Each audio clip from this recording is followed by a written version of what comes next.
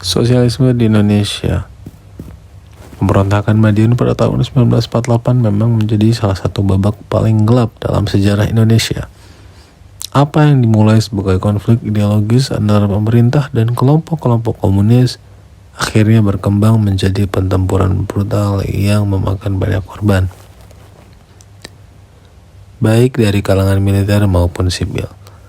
Di balik aksi-aksi pemberontakan itu terdapat dinamika politik yang rumit dan saling bertolak belakang, terutama antara pihak pemerintah yang dipimpin oleh Soekarno-Hatta dan kelompok-kelompok kiri yang berusaha menegakkan kekuasaan atas nama komunisme. Deklarasi Republik Soviet Indonesia yang diproklamasikan oleh PKI di Balai Kota Madiun menjadi titik puncak dari ambisi besar Musso dan rekan-rekannya. Mengambil inspirasi dari revolusi komunis di Rusia, Musso mencoba menanamkan konsep republik berbasis komunisme di Indonesia. Sebuah gagasan yang radikal dan berbeda dari visi negara kesatuan yang sedang diperjuangkan oleh pemerintah pusat. Gagasan ini yang bertentangan dengan langsung dari arah kebijakan pemerintah Soekarno-Hatta menciptakan jurang perpecahan yang semakin dalam. Musso yang baru kembali dari Soviet bertekad untuk membawakan revolusi ke Indonesia.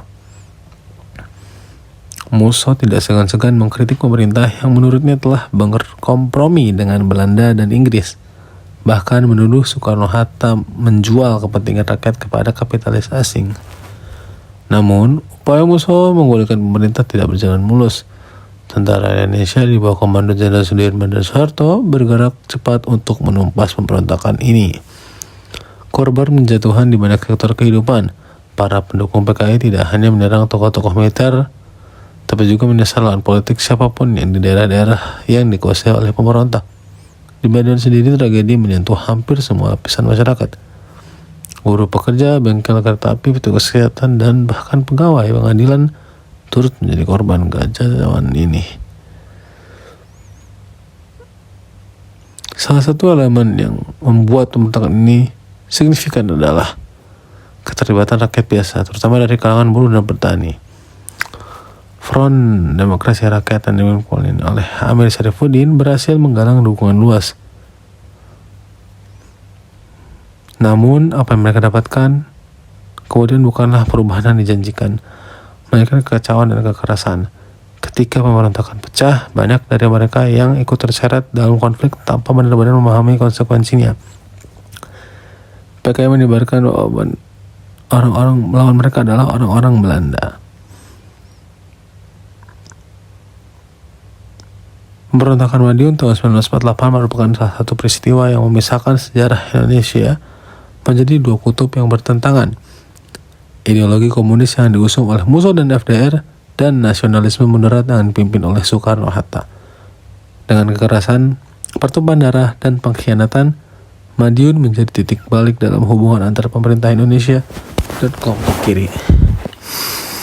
Peristiwa ini juga memperlihatkan betapa rapuhnya kesatuan bangsa muda yang baru merdeka, di mana perbedaan ideologi sedikit saja berujung pada pertempuran senjata dan juga propaganda dan pemberontakan.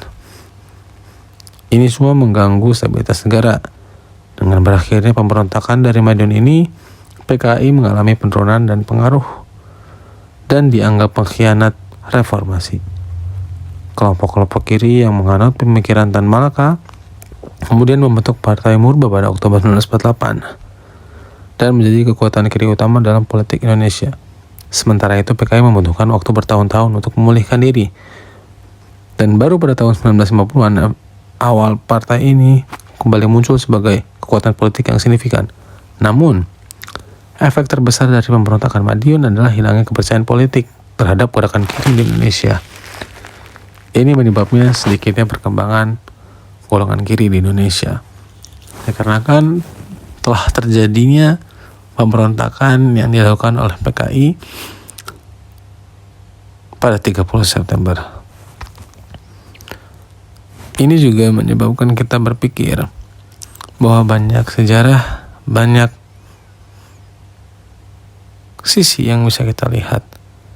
Sejarah yang kita yakini adalah fakta sampai sekarang bisa saja dibuat oleh pihak-pihak tertentu Yang pasti Indonesia memiliki catatan-catatan abu-abu yang bahkan kita sendiri sampai sekarang tidak ketahui mana yang benar dan mana yang salah. Faktanya seolah dikubur dan tidak ada yang tahu. Atau ada yang tahu tapi kita sebagai warga biasa atau rakyat tidak bisa mengetahui di balik hal itu. Semoga Indonesia bisa menemukan jati diri dan kebenaran di balik apa yang dilakukan oleh bangsa ini untuk rakyatnya sendiri. Semoga Indonesia dapat kembali menjadi negara yang jauh lebih baik. Semoga Indonesia bisa menunjukkan kepada dunia bahwa semua ideologi itu bisa diterima dan sejalan dengan makna Pancasila.